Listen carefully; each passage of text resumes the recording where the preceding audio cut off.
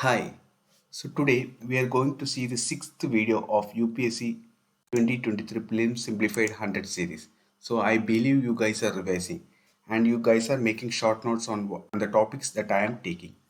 So students in Palakkad can avail offline courses for UPSC CSE, KAS, APSC as well as SSC examinations. Students can contact us through this phone number as well as this email ID. So on last Wednesday, I have taken a video on loss and damage fund which was discussed in COP27.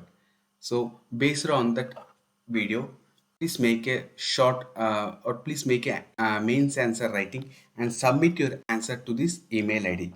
This is one of the mains answer sent by our student. So this is one of the model answer, right? So we are going to the today's topic. Today's topic is man portable anti-tank guided missile.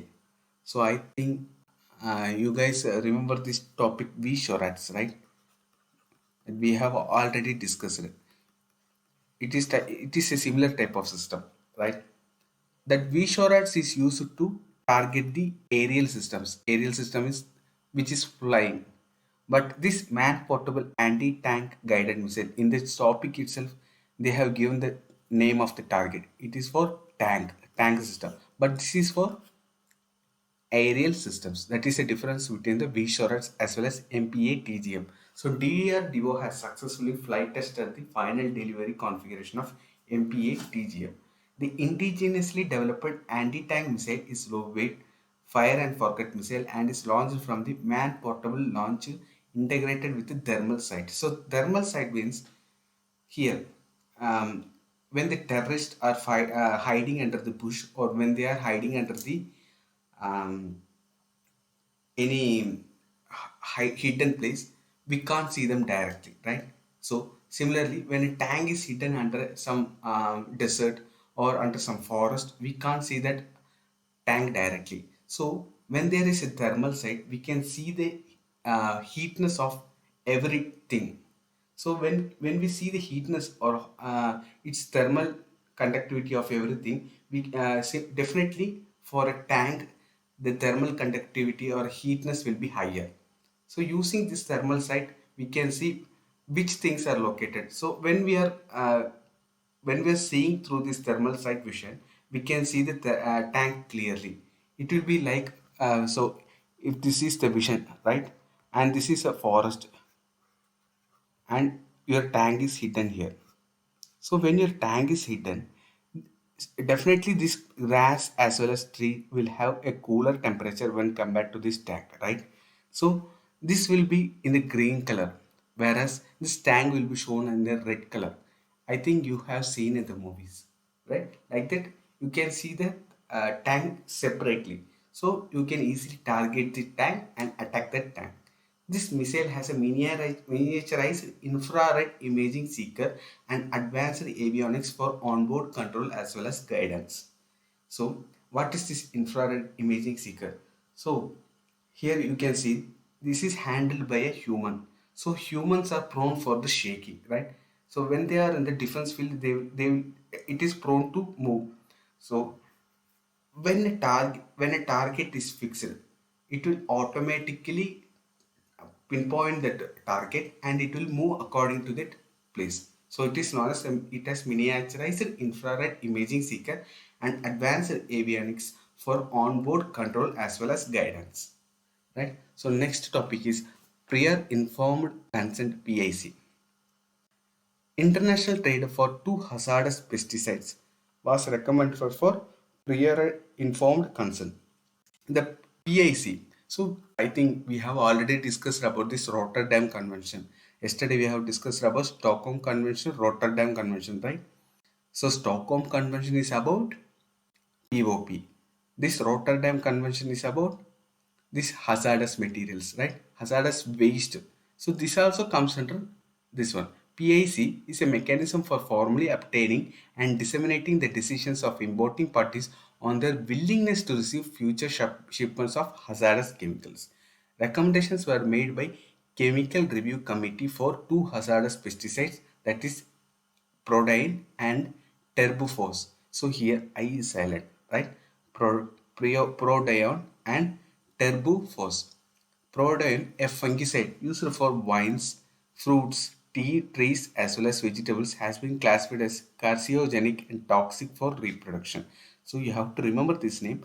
Protein is a fungicide. So fungicide means it is used to kill the fungus, right? Fungicide used on vines, fruits, trees, and vegetables has been classified as carcinogenic and toxic. Similarly, Terbophos is a soil insecticide used commonly on sorghum, maize, beet, and potatoes. So prodion is used on vines, fruits, and trees to kill fungus. Similarly, turbophos is used on sorghum, maize, beet, and potatoes for killing soil insects. It has been also found to pose risk on aquatic organisms due to its toxicity. In India, the use of these chemicals were permitted by 2015 Anupam Verma Committee report. So you have to remember this point. Anupam Verma Committee report. India is among the largest exporter of turbophos. Rotterdam Convention is an international treaty designated to facilitate informed decision making by countries with regard to trade in the hazardous chemicals.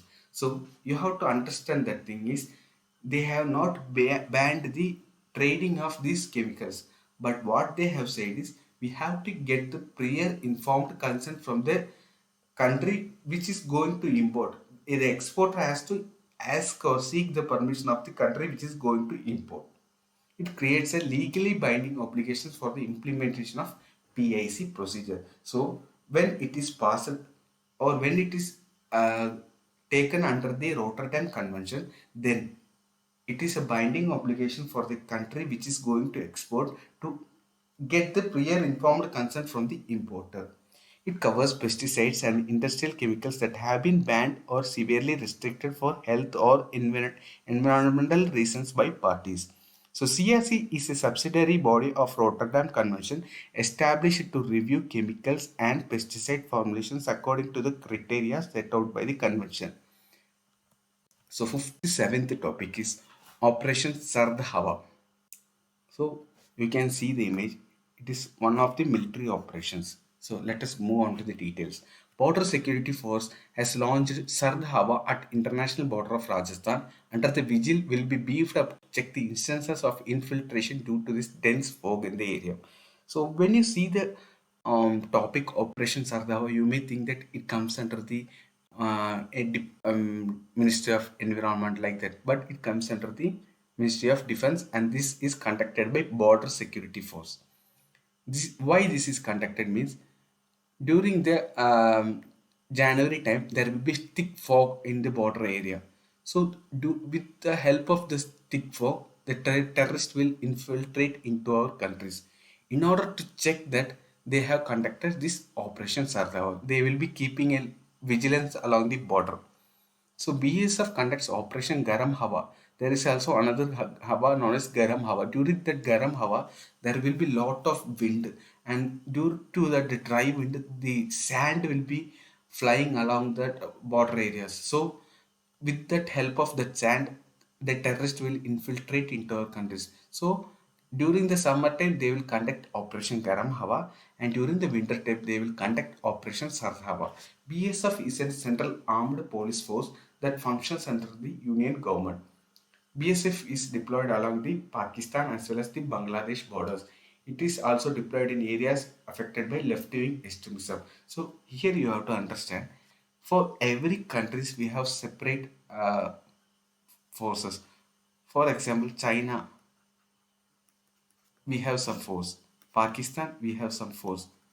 Why we are having Bangladesh and Pakistan for same force? Because Bangladesh got liberated in 1971. Till 1965, the BSF has been formed in 1965 itself. But Bangladesh got liberated in 1971. So they are both having the same border security force. Like that, for China, you have ITBP. Similarly, for Nepal, Bhutan also, we are having separate forces that you have to refer. Right? Now we are moving on to the next topic. Trees Outside Forest in India initiative. It is launched by the Ministry of Environment. So when you see the trees forest, you have to definitely remember, or you have to definitely think that it comes under the Ministry of Environment, Forest and Climate Change. And there is also another agent, that is US agency for US agency, sorry, US agency for the international development, USAID. So what is the benefit of having trees outside forests in India initiative? It will enhance the carbon sequestration. It will support the local communities, right? They will have their jobs. For example, if they cultivate fruit trees, they will get fruits and they can sell it to the people. So it will also support local communities, strengthen climate resilience on agriculture. It will be implemented in 7 states, that is Andhra Pradesh, Assam, Haryana, Odisha, Rajasthan, Tamil Nadu, and Uttar Pradesh. Literally, we can say it covers all the sides of the India, right? Andhra Pradesh lies in the south of India, Assam lies in the northeast side of the India, Haryana on the north side, Odisha on the eastern side, Rajasthan on the western side, Tamil Nadu on the southern side, and UP on the central side. So literally, it covers every sides of India. It will bring together farmers, companies, and private institutions in India to rapidly expand tree coverage outside of the traditional forest by 28 lakh hectares. So this is one of a great initiative. You can write this in the main sensor. When they ask about afforestation, you can write about this trees outside forest in India initiative is done by the Ministry of Environment, Forest and Climate Change as well as the United States Agency for International Aid. Now let's move on to the next topic. India State of Forest Report, IFSR. So you have to remember that this report comes only once in a 2 year. Once in a 2 year. So it is report. This report came in 2021. So definitely it will not come in 2022. So this report is very important. It came on January month. So next report will come under 2023,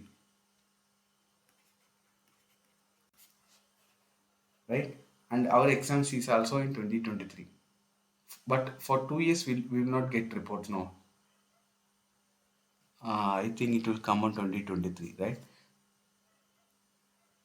Sorry. It came under 2022. This report is of 2022. So next report we will get on 2024. So this report is important. IFSR report of 20. Oh. Right. It is for IFSR 2021 only. So next report we will get on 2023. So we can see on 2023 report. Let us study what they have given here. Okay. This report is released by Ministry of Environment, Forest and Climate Change. They recently released the Indian State of Forest Report. So the report name is India State of Forest Report. When you write in the main sense, you have to write the full name, India State of Forest Report. About India State of Forest Report, it is an assessment of India's forest as well as the tree cover.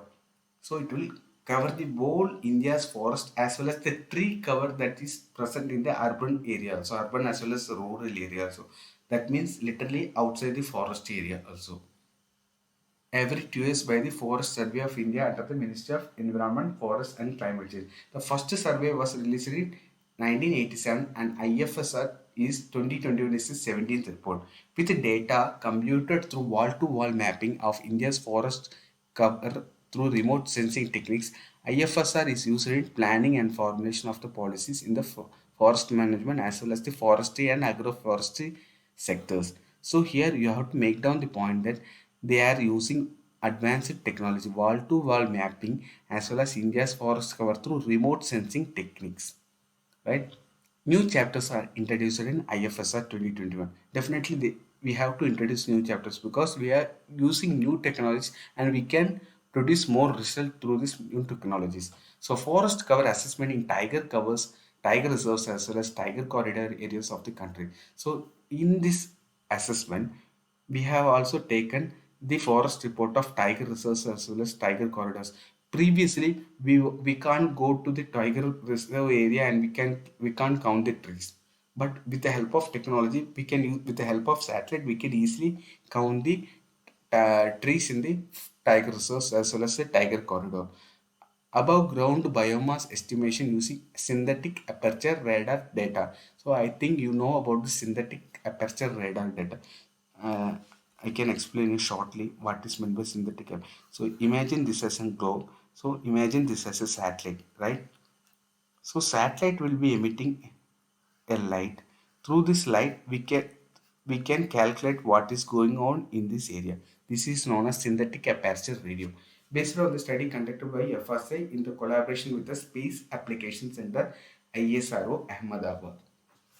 Mapping of climate change hotspots in the Indian forest based on the study carried out by FSA, Forest Survey of India, in collaboration with the BITS Pilani Goa campus. So, let us see the results.